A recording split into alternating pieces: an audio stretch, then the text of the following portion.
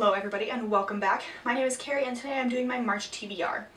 I have a probably overly ambitious TBR for March. I managed to read 10 books in February and then start several more, which I'm not mad about. So let's see how many of these I can get through. We're going to start with the books that I began reading in February but just didn't finish. The first of these is Voyager by Diana Gabaldon. This is the third book in the Outlander series, and I jumped right into this one after finishing the second one, but just got 100 pages into it and then got distracted by other books because so many. And I do want to finish, obviously I want to finish this. I like this book. I'm enjoying it so far. I know that there's a lot of traveling and the series is well written. But I'm only 100 pages in and it's at least 1,000. It is.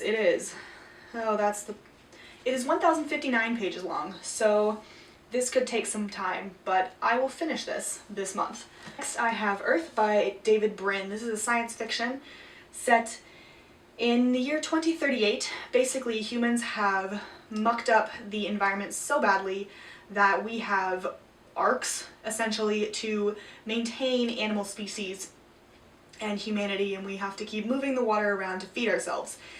And then it turns out that there's a black hole at the center of the Earth eating away the planet, and they have to stop it so that they don't get sucked into a black hole. I'm reading this because one of my uncles absolutely adores this book, and every time I visit he asks, have I read it yet? So I'm finally reading it. I have 2 weeks to do so before I see him again. I've also decided to annotate this book so that I can talk about it with him in depth should we so choose. I'm enjoying it so far. I'm also about 100 pages into this one. And then I have a library book that I'm about halfway through called Feast, A History of Grand Eating by Roy Strong. This is a nonfiction about, well, the history of eating. It starts with ancient Greece and Rome and then moves its way up until, if not present time, somewhere near that.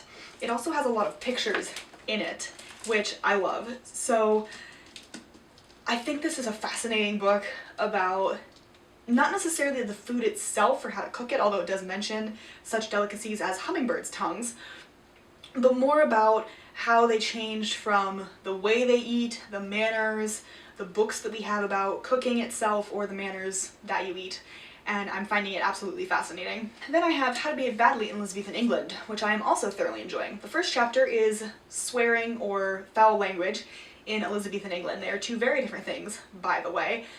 And I think it's hilarious.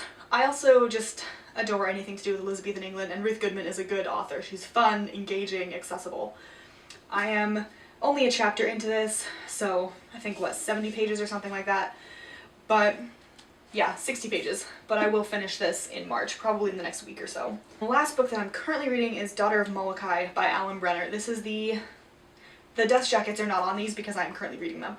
But this is the second book, which is sort of a companion series after Molokai by Alan Brenner. Molokai follows a woman who is 7 at the time of the beginning of the book and is diagnosed with leprosy and so sent to Molokai, which is the leper colony.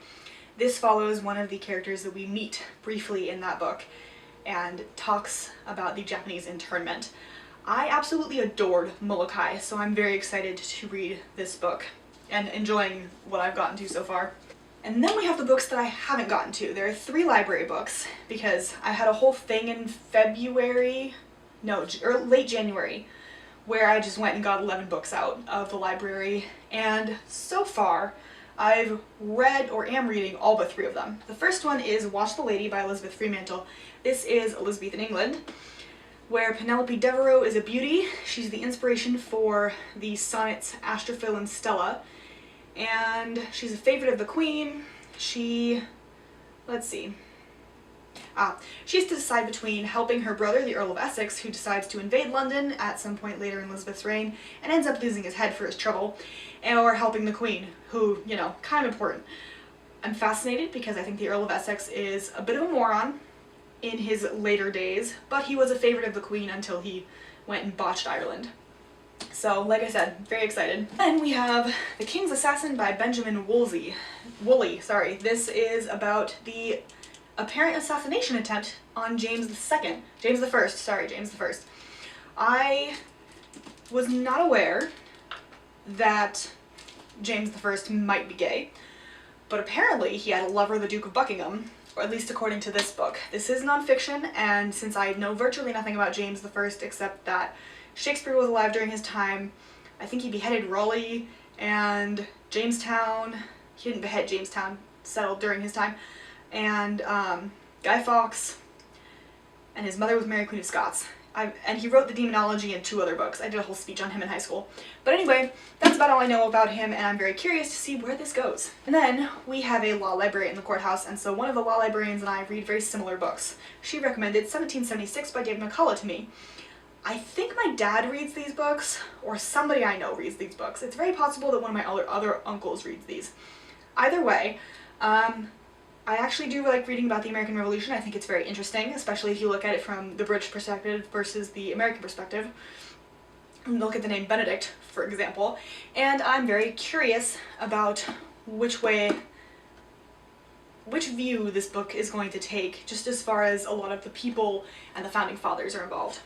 And then the books that I own that I want to read in March: Elizabethan England, The Truth About the Virgin Queen and the Man She Loved by Sarah Gristwood. I have quite a few books by Sarah Gristwood, actually, and I haven't read anything focused on Elizabethan England.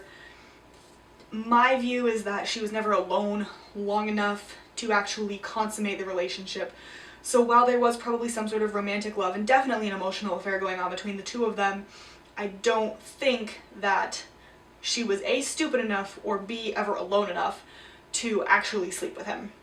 But I'm curious to see Gristwood's analysis. And then after I finish Earth, I'm going to jump into books 2, 3, and 4 of Ender's Game.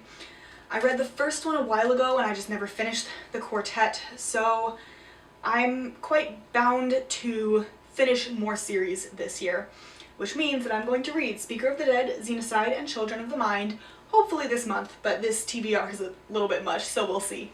And then the last book is Wilbur Smith's On Leopard Rock, which is an autobiography of Wilbur Smith, whom I adore. He was born in the Congo in the early 1900s, I think. But either way, he writes some amazing historical fiction centered around Africa and various countries on the continent. I'm incredibly excited. I meant to get to this book in February, and then, like many other things, I got sidetracked by other books and life and migraines and all sorts of fun stuff. So instead, I'm going to try and read it in March. And my pile just went. Anyway, those are the books I would like to read in March. Hopefully I will get through all of these and then some, but since I also am getting Priory of the Orange Tree, and that thing's 800 pages, and I would like to read that, I'm not at all sure how well this is going to go. I'll let you know. Anyway, I hope you enjoyed, and I will see you in my next video. Bye.